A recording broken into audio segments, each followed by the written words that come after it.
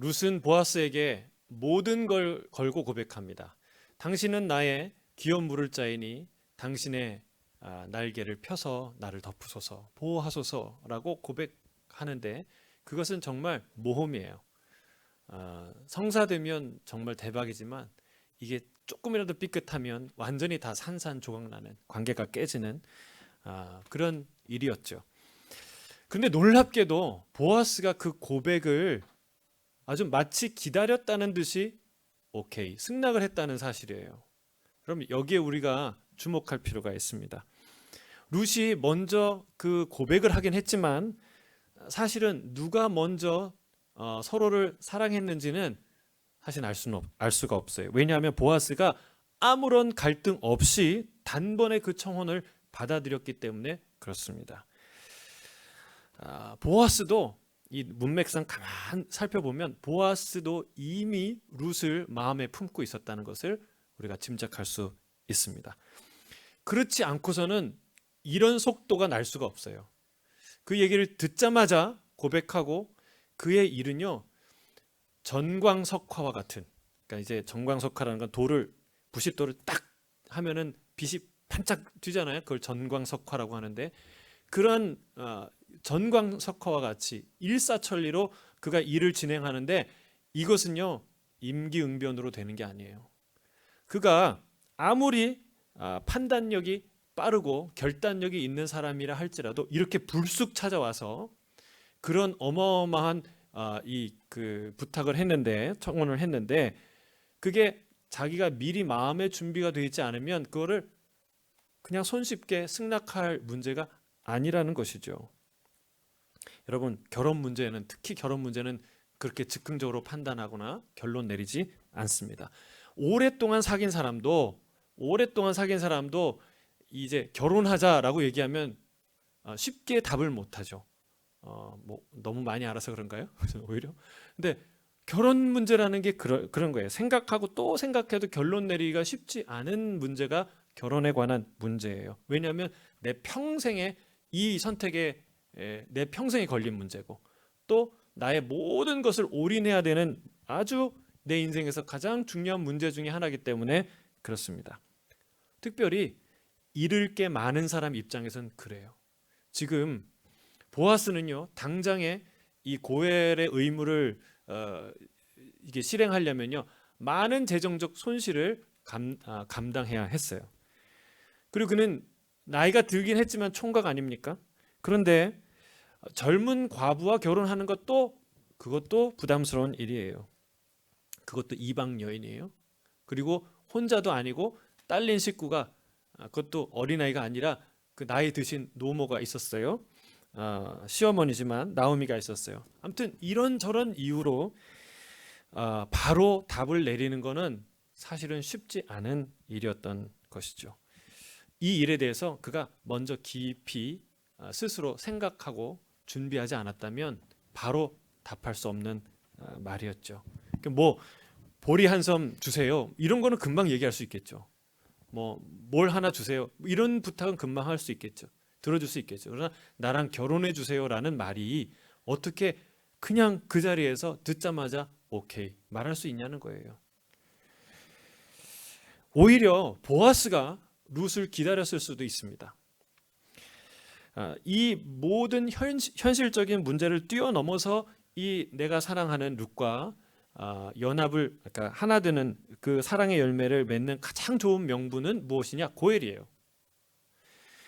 고엘의 의무를 행하는 것으로 룻과 하나가 되면 많은 사람에게 박수를 받는, 그리고 축복을 받는 그런 아름다운 방법이죠. 그런 명분이 바로 고엘입니다. 그러나 고엘은 내가 너의 고엘이 될 테니, 내가 너의 빚을 다 갚아 줄 테니 내가 너랑 결혼하겠다라고 말하기가 어려워요. 그러니까 그 룻이, 그 당사자가 나의 고엘이 되어 주십시오라고 부탁하지 않는 한 그 말을 꺼내기가 어렵습니다. 왜 그래요? 빚을 진 자가 빚을 갚아달라고 요청할 때 그걸 갚아줄 수 있지. 자, 내가 너 빚 갚아줄 테니까 너는 나와 그럼 결혼해 라고 말하는 게 의도가 어떻든 굉장히 왜곡되고 오해될 수 있는 소지가 거기에 많기 때문에 그렇습니다. 그러니까 오히려 보아스가 기다리지 않았나, 기다렸기 때문에 이렇게 전광석화와 같은 그런 대답과 일사천리로 일을 진행하고 할 수 있지 않았나 판단이 됩니다. 보아스가 이 룻에 대하여 생각을 많이 하고 있었다는 것을 알 수 있는 또 하나의 증거가 있어요. 그것은 그 룻의 청혼을 듣자마자 실제적인 문제를 탁 얘기했다는 거예요. 나보다 더 너에게 가까운 친족이 있어. 너의 가문과 가까운 친족이 있어. 그 문제를 해결해야 돼. 라는 이 문제를 그냥 그 얘기를 듣자마자 했다는 거예요. 그러니까 룻과 결혼하려면 어떤 실제적인 문제가 있는지 먼저 따져보았다는 거죠. 생각해 보았을 것입니다. 그가 룻과 결혼하는데 마음에 걸리는 한 가지가 있었던 거예요. 그것은 자기보다 룻의 가문에 더 가까운 친족이 있었다는 건데, 고엘의 자격은 그와 더 가까운 친족에게 우선순위가 주어지기 때문에 그렇습니다. 그래서 그의 의지를 확인해야 돼요. 그가 그 고엘의 의무를 행할 것인지 아니면 아닐 것인지, 그거를 명확하게 하고 많은 사람들 앞에서 증거를 받아야 자기가 떳떳하게 합법적으로 고엘의 의무를 행할 수 있는 것이죠. 근데 반대로 만에 하나 그 사람이 내가 그러면 룻에게 고엘이 되겠다라고 말하면 어떻게 돼요? 둘 다 자기의 이 의도가 이 사랑의 마음이 다 수포로 돌아가게 되는 것입니다. 우리 본문 12절 13절 다시 한번 읽어볼까요? 본문 12절 13절 시작. 참으로 나는 기업을 물을 자이나 기업 물을 자로서 나보다 더 가까운 사람이 있으니 이 밤에 여기서 머무르라. 아침에 그가 기업 물을 자의 책임을 내게 이행하려면 좋으니 그가 그 기업 물을 자의 책임을 행할 것이니라. 만일 그가 기업 물을 자의 책임을 내게 이행하기를 기뻐하지 아니하면 여호와께서 살아계심을 두고 맹세하노니 내가 기업 물을 자의 책임을 내게 이행하리라. 아침까지 누워 있을지니라 하는지라. 사실 이것은 작은 문제가 아닙니다. 룻이 보아스의 말을 듣고 굉장히 당황스러웠을 수 있어요. 정말 만에 하나 그 사람이 보아스보다 더 가까운 친족이 내가 고엘이 되겠다라고 말하면 정말 어떻게 돼요? 기업 물을 자가 나타나니까 룻은 상관이 없었을까요? 룻이 사랑한 것은 보아스인데 다른 사람의 아내가 되는 것, 그게 괜찮았을까요? 물론 보아스가 그게 좋은 일이다라고 말해요. 뭐라고 얘기합니까? 그가 나보다 더 가까운 친족이 기업 물을 자의 책임을 내게 이행하려 하면 좋으니라고 말합니다. 근데 이 말이 정말 좋아서 좋다고 말하는 걸까요? 그렇지 않죠. 이 룻에게 기업 물을 자가 나타났다는 것 자체는 나쁜 일이 아니기 때문에 그렇게 말할 수 있어요. 하지만 만약 그렇게 되면 두 사람의 사랑은 성사될 수 없게 되는 것이죠. 사실 룻기에서 기승전결, 그래서 이 전으로 가장 큰 갈등으로 달려가는 가장 중요한 문제가 바로 이 문제예요. 과연 룻과 보아스의 사랑은 성취되고 연결될 것인가 라는 문제죠. 룻에게 보아스가 고엘이 아니어도 괜찮다라고 한다면, 누가 되든 룻에게 고엘이 나타나면 된다라고 한다면, 이 룻기의 이 텐션, 이 긴장, 이 맥은요 확 풀려버리고 맙니다. 우리가 긴장감을 가지고 3장에서 4장으로 넘어갈 수 있는 이유는 과연 보아스가 룻의 고엘이 될 것이냐, 이 문제예요. 그 보아스보다 더 가까운 친족이 고엘이라고 주장할 것이냐, 고엘의 의무를 그만둘 것이냐, 이게 이제 가장 중요한 긴장감이죠. 두 사람에게는 모험이었어요. 모험이에요. 여러분, 이게 얼마나 룻에게 황당한 일이겠어요. 이제 누구한테 이렇게 마음을 다해서 오랫동안 생각하다가 청혼을 했는데 그 사람이 그래, 나도 사실은 너가 좋아. 근데 나보다 A라는 사람한테 청혼을 했는데 저 B라는 사람이 너에게 더 잘 어울려. 그 사람한테 물어보고 너하고 결혼하겠다 그러면 좋은 일이지만 안 그러면 내가 너랑 결혼할게. 만약에 이런 말을 들으면 이 여인이 얼마나 마음이 심란하고 어렵겠냐는 거예요. 물론 똑같은 상황은 아니지만 룻에게는 그런 어려움이 있을 수 있었다는 거예요. 근데 보아스는 사랑하는 사람 사이에 현실적인 문제를 어떻게 다루는지 보여줍니다. 보아스는 이 문제를요 감추거나 왜곡하거나 축소하지 않습니다. 과장하지도 않습니다. 룻이 청혼했을 때 마치 아무런 문제가 없는 것처럼 오케이 나도 너 좋아, 너도 나 좋아, 오케이 그러면서 이제 곧바로 허니문으로 들어가지 않습니다. 샴페인 터뜨리지 않습니다. 그러나 그 반대로 또 그 문제 때문에 두려워하거나 이게 다 무슨 소용이야, 쓸데없는 일이야 하고 그렇게 단정짓지 않습니다. 그러니까 현실적인 문제를 직시하고 그리고 솔직하게 고백하죠. 여러분 사랑이 클수록 문제를 왜곡할 여지가 많이 있어요. 이 문제는 숨기고 싶고 말하지 않고 싶고 외면하고 싶고 이런 문제들이 있다는 거예요. 너무 사랑하기 때문에 문제가 있어도 이런 건 문제되지 않아 라고 생각할 수도 있고 그래서 말하지 않거나 그냥 괜찮다고 여기면서 지나갈 수 있고 그렇습니다. 물론 긍정적인 적극적인 태도는 좋은 거죠. 그러나 문제 자체를 외면하고 숨겨서는 안 된다는 사실이에요. 특별히 사랑할수록 그렇습니다. 사랑하는 관계일수록 문제는 왜곡하거나 외면해서는 안 되죠. 문제를 대면하지 않아서 생기는 문제가 있어요. 예를 들면 제사장 엘리와 두 아들 사이에 이런 문제가 있었죠. 홈리와 비느하스가 사랑하는 두 아들이 눈에 넣어도 아프지 않은 두 아들이 성막에서 도저히 할 수 없는 하나님의 이름을 실추시키는 부끄러운 짓을 했어요. 막 하나님의 재물을 마음대로 가져다가 먹고 함께 일하는 여인과 동침을 하고 하는 그런 끔찍한 일들을 했는데 엘리가요 그냥 그런 일 하지 마라 그리고 살짝 꾸짖고 맙니다. 여러분 그러면 어떻게 돼요? 당장 정말 사랑한다면 제사장 그만두게 해야 돼요. 그리고 하나님 앞에 정말 납작 엎드려서 회개하게 만들어야 돼요. 그러나 그는 그 문제를 그렇게 직시하지 않았습니다. 외면했어요. 그래서 결국 두 아들은 하나님의 징계를 받고 그 자신도 하나님의 징계를 받았어요. 뿐만 아니라 그 사건으로 이스라엘 전체가 혼란에 빠지게 됩니다. 여러분 문제를 직시하지 않으면 대면하지 않으면 오히려 더 그 문제가 2배, 3배, 4배로 커지는 경우를 우리가 보게 됩니다. 반대로 문제를 너무 크게 확대해서 또 문제가 생기는 경우가 있어요. 롯의 두 딸, 룻이 아니라 롯입니다. 창세기에 나온 롯. 그 롯의 두 딸은 난감한 상황에 처했어요. 소돔과 고모라가 불심판으로 망했죠. 자기 살던 모든 것이 다 그냥 사라진 거예요. 엄마도 소금 기둥이 됐죠. 아빠는 쫄딱 망해서 이제 시집이라는 거는 보내줄 수 없겠구나 절망했어요. 그래서 그들이 생각한 게 뭐예요? 그럼 아빠한테 술을 먹이고 우리가 아빠로 임신하자. 그래서 낳은 아들이 모압과 암몬이에요. 여러분 이스라엘을 끝까지 괴롭히는 게 모압과 암몬입니다. 여러분 끝난 것입니까?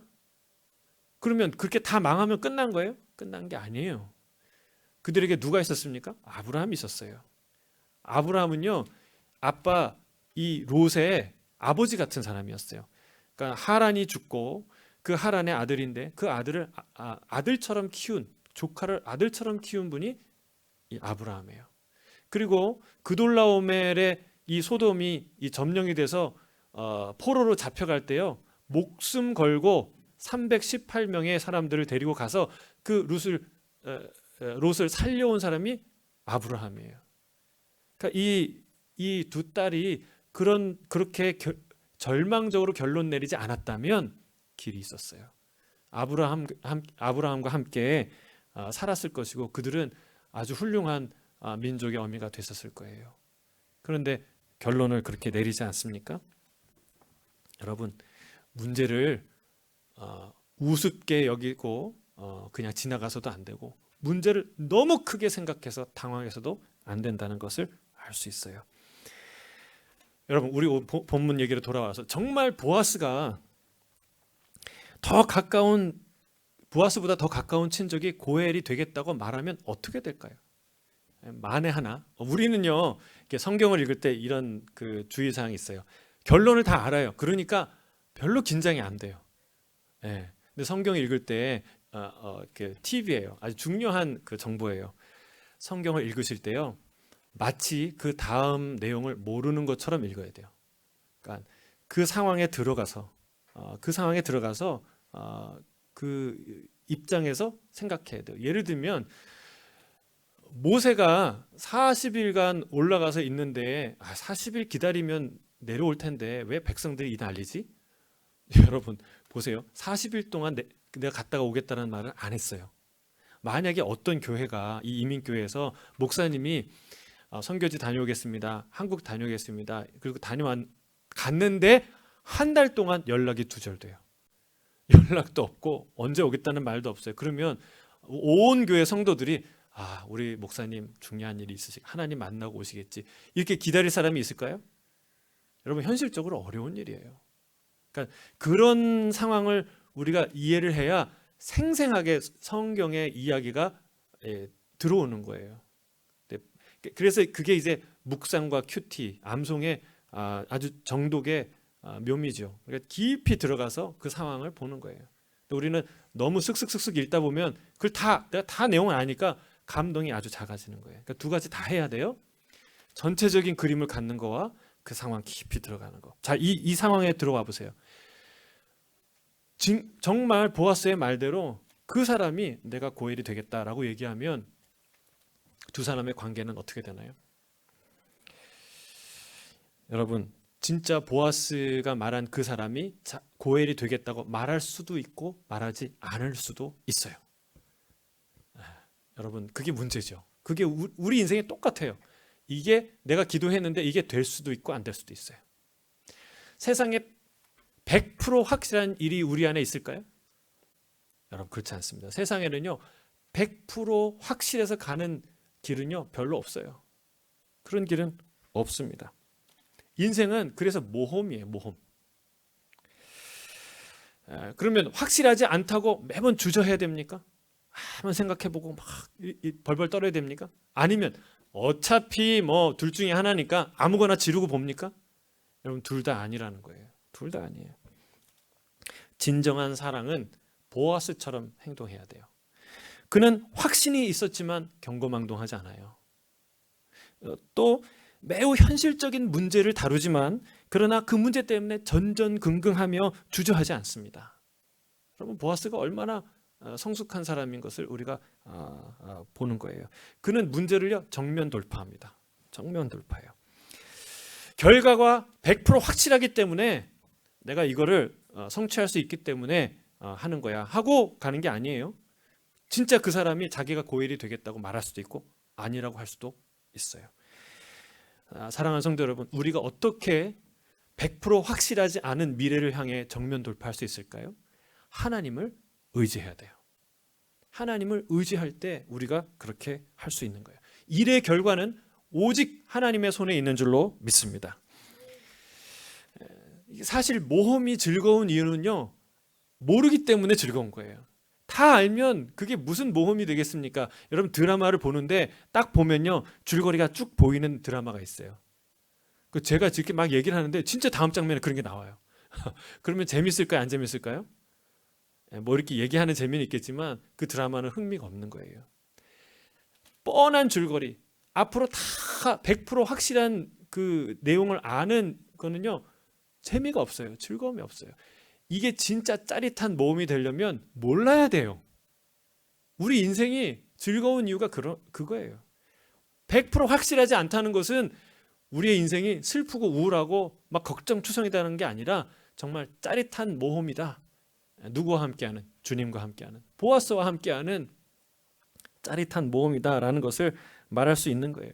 우리 인생에 100% 확신하진 않아요. 그러나 확실한 게 있어요. 뭐가 확실할까요? 하나님이 우리와 함께 하신다는 것. 그리고 그분이 확실히 우리의 인생을 붙들고 계시다는 것. 좋은 길로 인도하신다는 것. 할렐루야. 여러분 이걸 확신하게 되길 주의 이름으로 축복합니다. 이걸 믿으면 우리의 인생은요 짜릿한 모험이 되고, 이걸 믿지 못하면 우리의 인생의 모험은 고통투성이 되는 것이죠.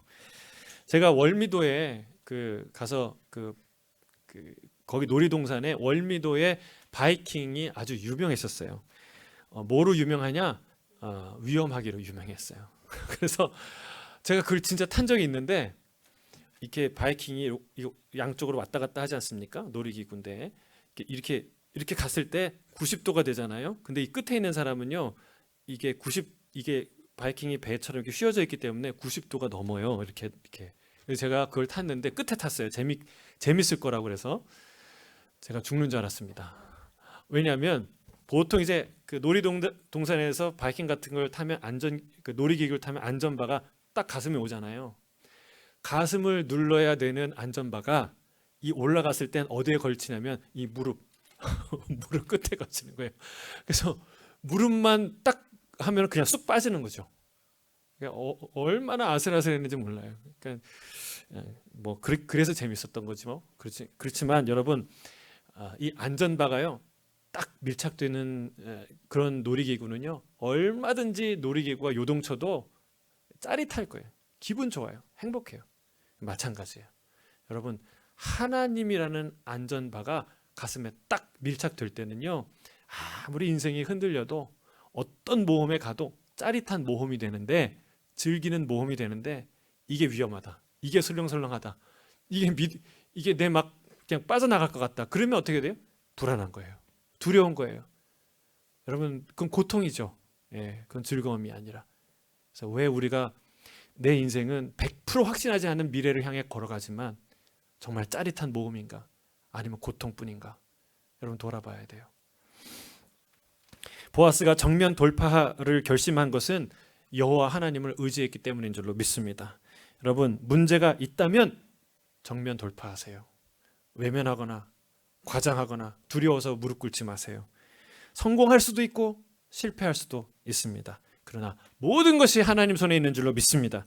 반드시 모든 것이 합력하여 선을 이루게 될 줄로 믿습니다. 주님과 함께할 때 인생은 룻기처럼 짜릿한 모험이 될 줄로 믿습니다. 아멘. 자, 우리가 여기서 좀 더 생각하고 넘어가야 될 게 한 가지 있어요. 그건 뭐냐면, 룻에게 유일한 고엘이 보아스여야 했다는 사실입니다. 룻이 자신의 모든 것을 걸고 보아스에게 고엘이 되어달라고 고백한 것은 보아스를 사랑했기 때문이죠. 그가 어떤 사람인지 알았고, 그의 친절함과 따뜻함, 하나님을 경외하는 모습을 직접 봤기 때문에 그렇습니다. 보아스는 부자였고 나이가 지긋한 사람이었지만 달코 다른 사람이 아니었어요. 그의 종들까지도 그를 존경하고 사랑하는 사람이었고, 그리고 그는 진정한 배려를 아는 사람이었고, 이방인에게도 마음을 열고 환대하는 그런 따뜻한 사람이었죠. 그래서 룻에게는 보아스가 유일한 고엘이 되었어야 했습니다. 그녀는 다른 고엘을 원하지 않았던 것이죠.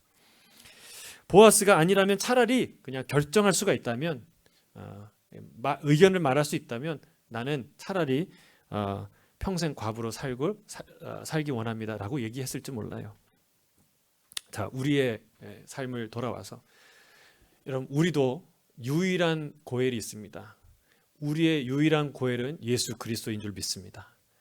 여러분, 그분이 보아스처럼, 룻에게 보아스처럼 우리의 보아스죠. 그분이 유일한 고엘이 되어야 되는 이유가 무엇입니까?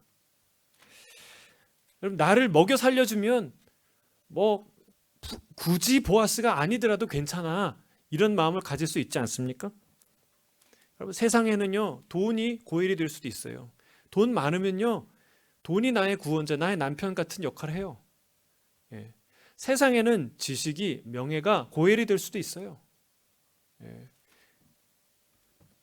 그것들이 세상에 나의 고엘이 될 만한 것들이 여럿 있어요. 그런데 왜 굳이 예수님이 나의 고엘이 되셔야 하는가? 왜 나는 예수님만을 바라보고 있는가? 여러분, 룻이 보아스가 부자여서 사랑한 것 아니죠. 마찬가지로 우리가 예수님을 사랑하는 건 예수님이 하나님의 아들이어서만은 아니라는 것이죠. 예수님처럼 날 사랑하는 분이 없다는 것을 우리가 알기 때문에 그래요. 그걸 알았기 때문에 그래요. 예수님처럼 아름다운 분이 세상에 또 없기 때문에 그렇습니다. 그분은 나를 아세요.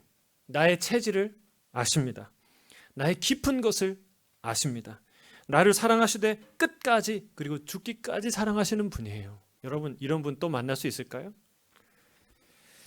성경에서 하나님은요 자신을 뭐라고 소개하냐면 나는 너희를 애굽에서 인도하여 낸 하나님이다라는 말을 계속해서 반복해서 말씀하세요. 이게 무슨 뜻입니까? 여기는 단지 내가 구원의 하나님, 능력의 하나님이다라는 의미만 이 안에 들어가 있는 게 아니에요. 이 말에는요 내가 바로 그 하나님이다라는 것을 계속해서 내포하고 있는 거예요. 내가 그 애굽에서 인도하여 낸 바로 그 하나님, 내가 아브라함을 불렀던 바로 그 하나님, 내가 만물을 창조했던 하늘의 해와 달을 만들었던 바로 그 하나님이야 라는 그 말이 이 말씀 안에 담겨 있는 거예요. 그럼 우리에게는 이러저러한 새롭고 능력이 많은 신이 필요한 게 아닙니다. 뭐 신상품이 나오듯이 새로운 능력과 새로운 이 것들이 장착된 신이 우리에게 필요한 거 아니에요. 여러분 마블에서 그 엔드게임 끝나고 뭐 이터널스라는 시리즈가 또 시작되는데 새로운 뭐 전능한 그런 이제 이 캐릭터들이 나오죠. 마치 그런 것처럼 우리에게 새로운 어떤 전지전능한 어떤 존재가 필요한 게 아니에요. 우리에게 필요한 거는 바로 그 하나님, 성경에 써 있는 이 땅에 오셔서 나를 위해 죽으신 바로 그 예수님, 그분이 우리의 유일한 고엘이 되셔야 되는 줄 믿습니다. 우리가 하나님을 사랑하는 것은 그분이 전능하시고 그분이 부유하시기 때문만이 아니에요. 하나님이 선하시기 때문에 그렇습니다. 할렐루야. 여러분 다윗이 고백하잖아요. 다윗이 왜 하나님을 그렇게 섬겼어요? 왕되게 해달라고? 이것저것 부하게 해주니까? 그렇지 않습니다. 다윗의 27장 시편 27편 4절의 고백, 이 고백 하나만으로 그의 진정성에 입증이 돼요. 그가 뭐라고 얘기합니까? 내가 여호와께 바라는 한 가지 일, 그것을 구하리니 곧 내가 평생에 여호와의 집에 살면서 여호와의 아름다움을 바라보며 그의 성전에서 사모하는 그것이라. 할렐루야. 여러분 솔로몬에게 야 네가 평생에 구할 한 가지만 얘기해봐. 그러니까 지혜를 구했죠. 그것도 훌륭한 거죠. 그런데 다윗은 더 놀라운 고백을 해요. One thing, 내가 하나님께 구할 딱 한 가지가 있는데 그것은 내가 주의 성전에 거하면서 영원토록 주의 아름다우심을 바라보는 것입니다. 여러분 이게 공감이 되십니까? 하나님은 전능하기 때문에 우리가 그분을 따르는 게 아니라 하나님은 아름다우시기 때문에, 선하시기 때문에, 이 룻이 보아스가 부자기 때문에 졸졸 따라다니는 게 아니라 정말 진짜 나의 고엘이 되었으면, 나의 남편이 되었으면 좋겠다라는 그 선하고 아름다운 사랑에 빠졌기 때문에, 그런 보아스를 받기 때문에 여러분 그 보아스의 고엘을 요청한 것이죠. 우리 하나님이 얼마나 멋진 분인 줄 아세요? 성경에 보면요 이런 말을 하세요. 제물을 드리는데 그러니까 이런 말이에요. 레위기에 새끼를 어미 젖에 삶지 마라. 여러분 누구 젖에 삶아 먹든 그게 무슨 상관입니까? 그렇죠? 그런데 이 동물에 대한 태도가 다르지 않습니까? 또 뭐라고 해요? 어미와 새끼를 한 날에 잡지 마라. 그리고 나에게 새끼를 바치려거든 어미와 7일을 보낸 후에 데려와라. 여러분 진짜 이 작은 미물을 사랑하시는 하나님의 마음이 거기 담겨 있어요. 또 우리 룻의 룻기의 배경이 되는 말씀이죠. 네가 추수할 때 가난한 자들을 위해 이삭이 땅에 떨어진 것 그것까지 줍지 마라. 모퉁이는 네 밭의 모퉁이는 추수하지 마라. 아예 여러분 이게 다 누구의 명령이에요? 하나님. 하나님이 가장 높으신 분인데 여러분 우리 하나님을 신을 잘못 생각해요. 신은 전능하지만 감정이 없는 어떤 에너지 덩어리라고 생각해요. 여러분 그건 위대한 착각이고 하나님에 대한 대단한 모독이에요. 여러분 하나님은 가장 따뜻하고 가장 여린 심성을 갖고 계신 분이에요. 선하신 분이에요. 우리 인간이 작은 생명을 소중히 여긴 마음을 가졌다면 그 마음은 어디서 온 걸까요? 우리 인간이 가난하고 어려운 자들을 돌보는 귀한 마음을 가졌다면 그 마음은 누가 주신 걸까요? 사랑하는 성도 여러분, 하나님이 주신 거예요. 인간에게 있는 모든 선한 것은 다 하나님으로부터 온 것임을 믿습니다. 우리의 고엘은 다른 이가 되어서는 안 돼요. 성경에 써 있는, 우리가 성경을 읽고 있는 바로 그 하나님이 우리의 고엘이 되어야 하는 줄 믿습니다. 우리를 위해 십자가에 죽으신 예수 그리스도, 바로 그분만이 우리의 참된 고엘이 되셔야 하는 줄로 믿습니다. 보아스는 이 밤에 여기에 머무르라 말합니다. 아침까지 누워 있으라라고 말해요. 앞으로 어떻게 될지 모르니 너 그냥 가라 라고 내치지 않습니다. 또 아무 문제 없다고 허니문으로 들어가지 않습니다. 별이 총총한 그 밤하늘 아래에 두 사람은 이러저러한 대화를 나누며 밤을 지새웠을 거예요. 자, 오늘 본문 14절, 15절 함께 읽겠습니다. 14절, 15절 시작. 룻이 새벽까지 그의 발치에 누웠다가 사람이 서로 알아보기 어려울 때에 일어났으니 보아스가 말하기를 여인이 타작마당에 들어온 것을 사람이 알지 못하여야 할 것이라 하였음이라. 보아스가 이르되 내 겉옷을 가져다가 그것을 펴서 잡으라 하매 그것을 펴서 잡으니 보리를 6번 되어 룻에게 지워주고 성읍으로 들어가니라.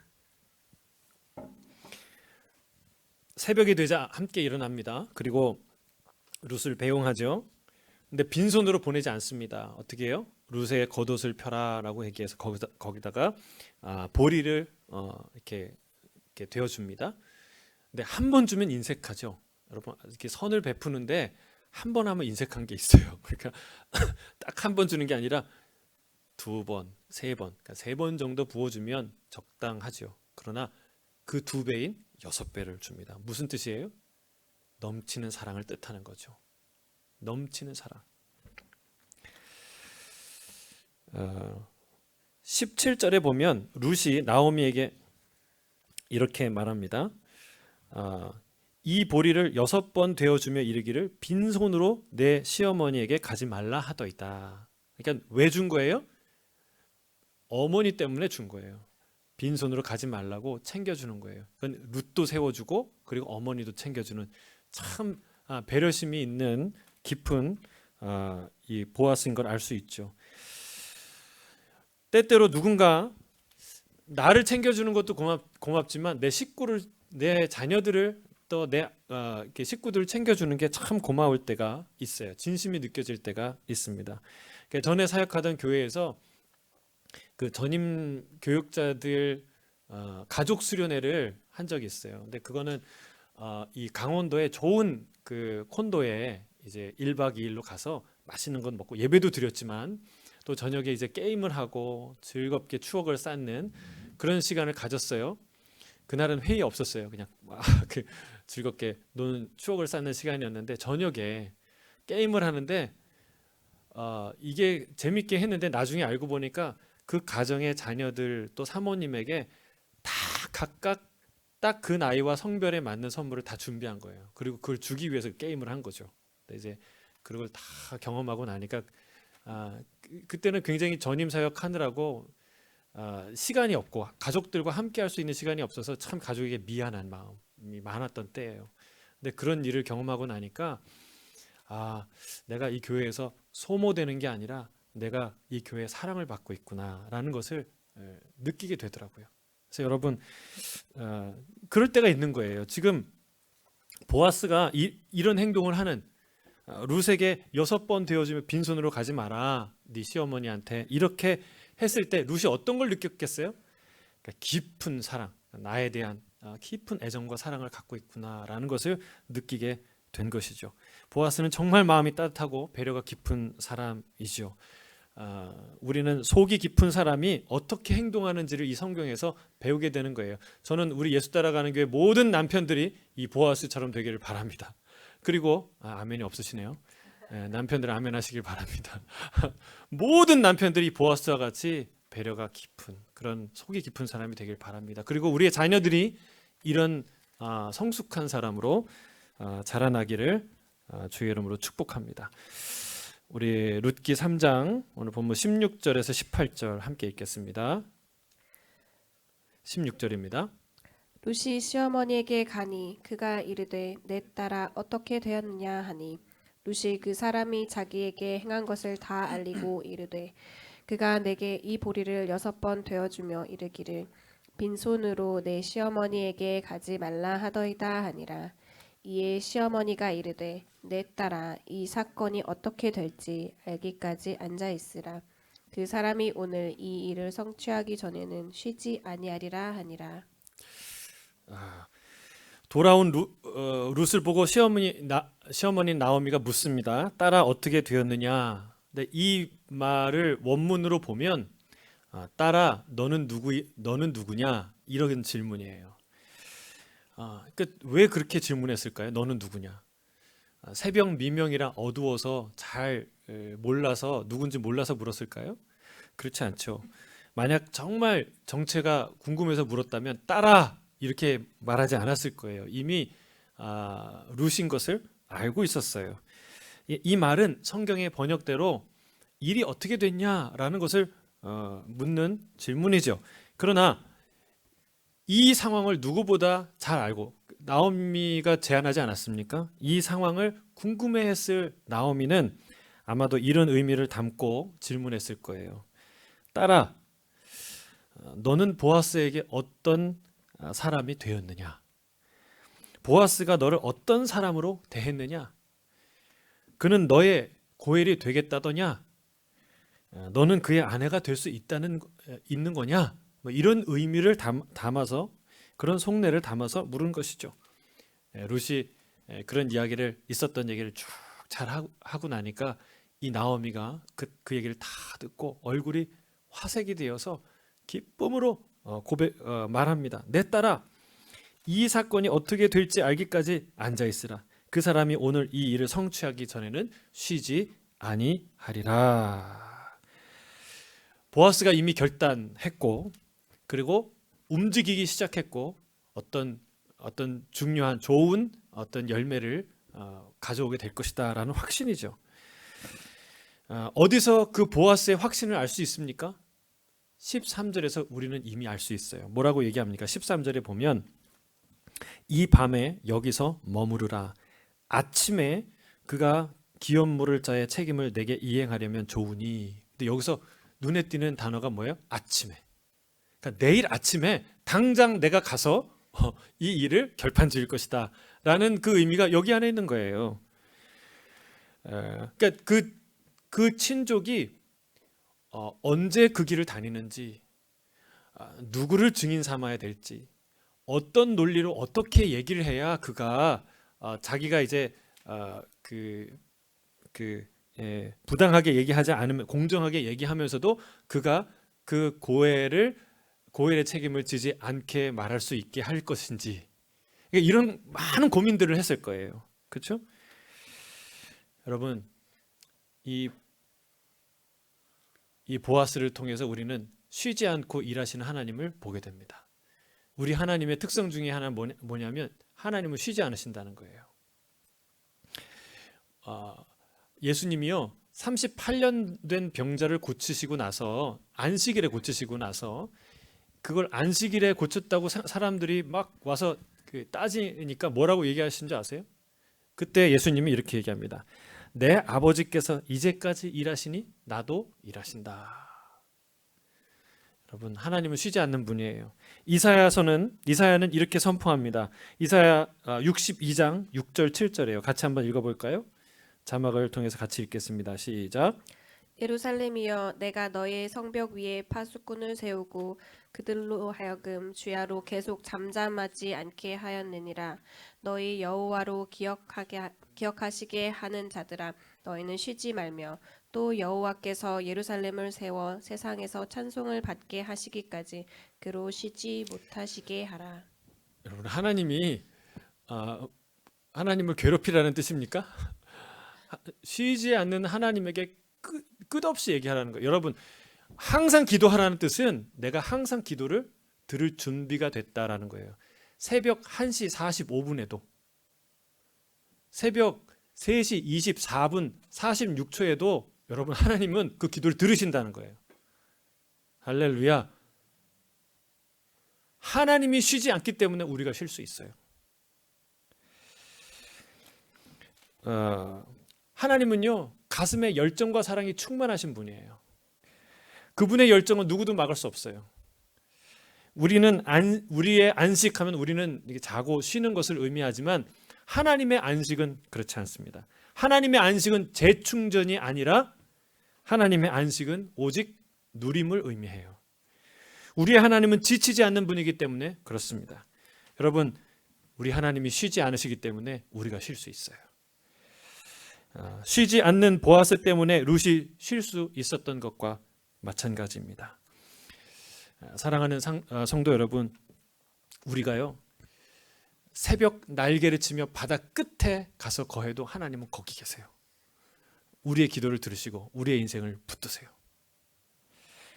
일하시는 하나님, 쉬지 아니하시는 하나님을 믿으시기를 주의 이름으로 축복합니다.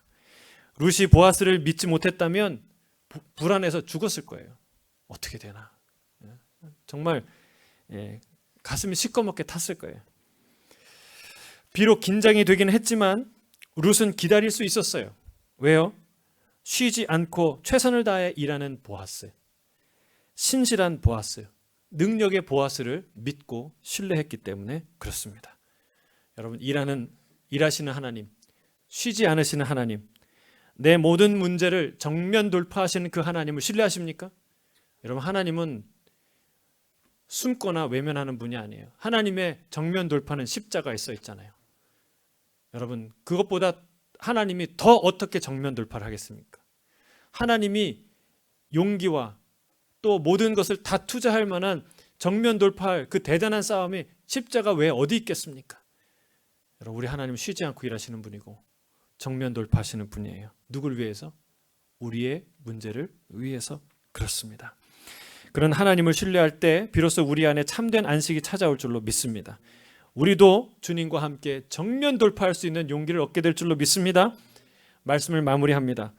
주님은 우리의 바로 그 고엘이십니다. 바로 그 고엘, 유일한 고엘.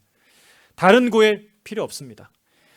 우리를 위해 십자가에서 목숨을 주신 바로 그분만이 나의 진정한 고엘이신 줄로 믿습니다.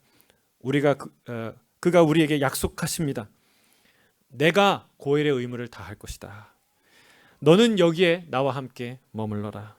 내가 그 일을 위해 쉬지 않을 것이다 말씀하십니다. 우리에게 문제가 있어요. 그러나 두렵지 않습니다. 룻에게 보아스가 있듯이 우리에게 예수 그리스도가 계세요. 그분은 우리를 홀로 두지 않으실 것이고 쉬지 않고 일하시는 열정의 하나님이 정면 돌파하시는 그 주님께서 우리를 반드시 선한 길로 놀라운 승리로 인도하실 줄로 믿습니다. 그 주님과 함께 승리하는 저와 여러분이 되시길 주의 이름 축복합니다. 함께 기도하겠습니다.